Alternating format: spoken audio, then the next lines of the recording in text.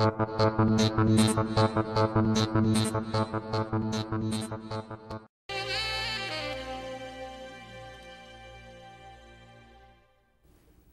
isn't often the first thing that comes to mind when people are talking about New York City, but there may be more religious practice going on there than many realize. A group called A Journey Through NYC Religions is trying to search out and visit every house of worship in the city, thousands of them. Kim Lawton reports. New York has been called the most secular city in America. But don't tell that to Tony Carnes. He's made it his mission to systematically document all the religious sites in New York's 5 boroughs, as he puts it, block by block, alleyway by alleyway. He and his team of freelancers have found a lot to document. New York is experiencing a religious surge. The project is called A Journey Through NYC Religions. Since they began in July of 2010, Carnes and his team have visited nearly 6,500 houses of worship and other religious sites.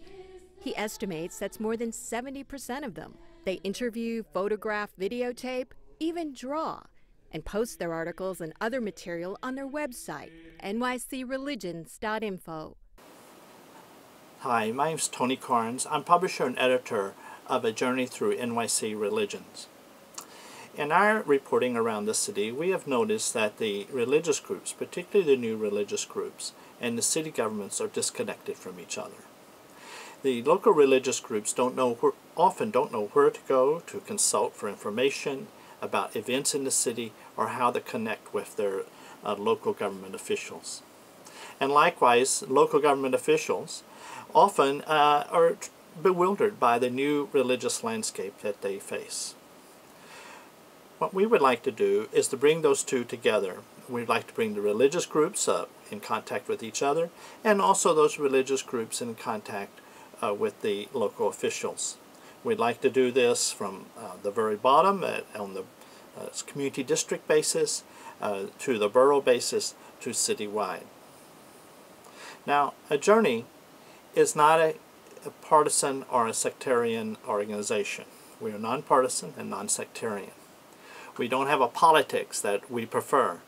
But what we do want is that for the good of the city, we want the different religious groups to be meeting with each other and with knowing about their city officials and information that they need to know about as far as city government goes. And to interconnect. We want to have a forum so that the opinions that they have can come to each other. We don't want to determine where those opinions go, but we want to bring that connection. And we believe by bringing that connection that we'll create a basis for the common good of the future of New York.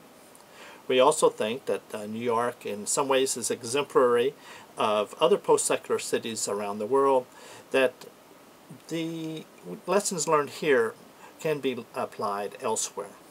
Thank you for your time. I hope you enjoy the rest of the video.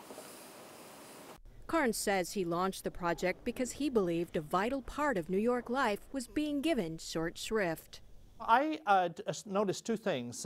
One, that religion was really booming here in the city, and I also noticed it wasn't covered very intensively. Carnes says for his team, each visit or journey should be an adventure. Our classic journey is we just go cold. And we try to perfect a sort of like a foreign journalist parachuting in the land and making a real sync with people and really getting into the story all in one day. Now, if we find something that's really interesting, we would go down in deep and we'll come back. On this weekend, we followed along as they focused on the historic neighborhood around Eldridge Street on Manhattan's Lower East Side. In the late 1800s, this was a predominantly Jewish neighborhood where many Eastern European immigrants worked in the garment industry and lived in crowded tenements.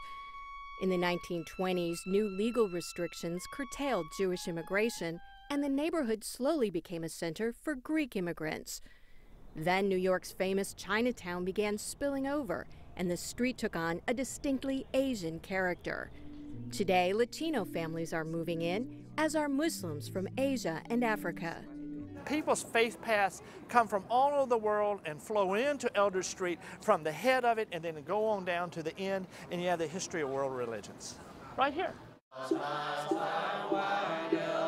Our first stop, a Saturday morning service at the Buddhist Association of New York, where monks and nuns in the Mahayana tradition are chanting the Lotus Sutra. Many of the people here are Fujianese-speaking Chinese immigrants, but after talking with some of the leaders, Carnes and his associate, Christopher Smith, learned the temple is reaching out to people from other backgrounds as well. When they visit a site, A Journey's reporters begin with a set list of questions they ask everybody.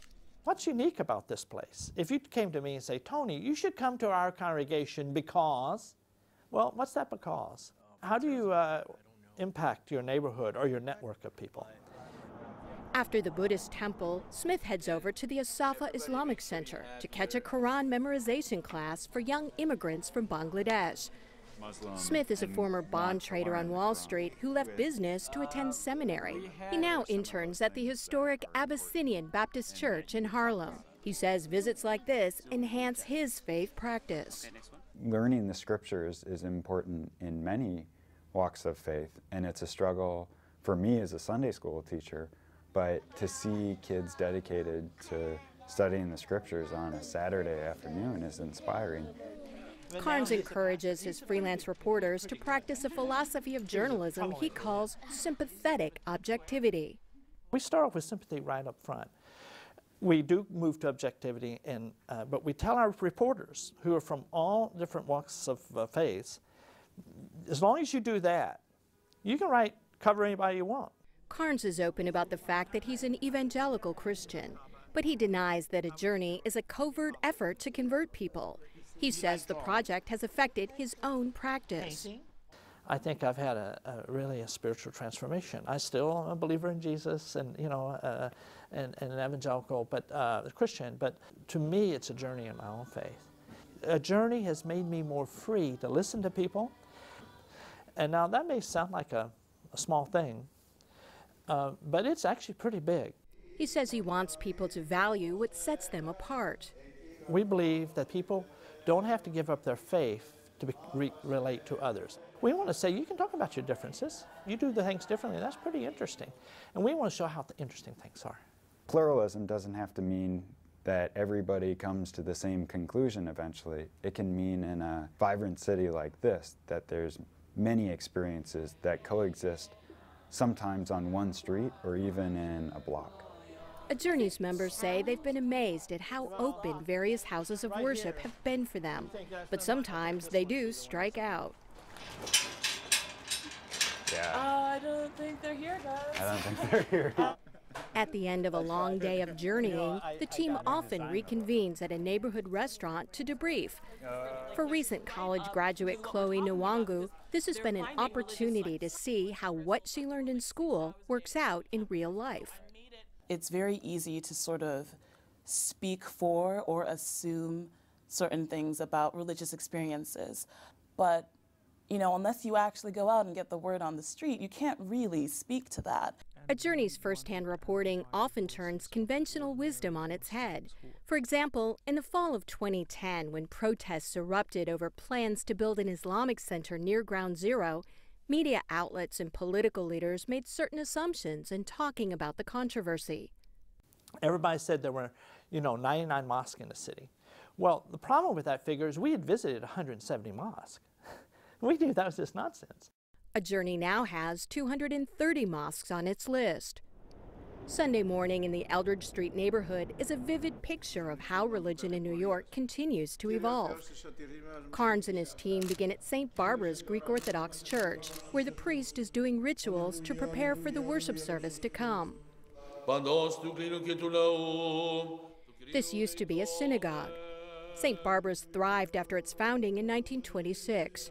Now, only a few Greek families still live in the parish, although many come back to worship here on holidays.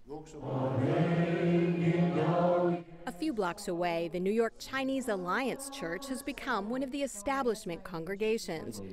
There's a traditional Protestant service upstairs in Mandarin and an English service led by the youth downstairs. Sing a prayer. A few blocks beyond that, Lamb's Church illustrates even more changes.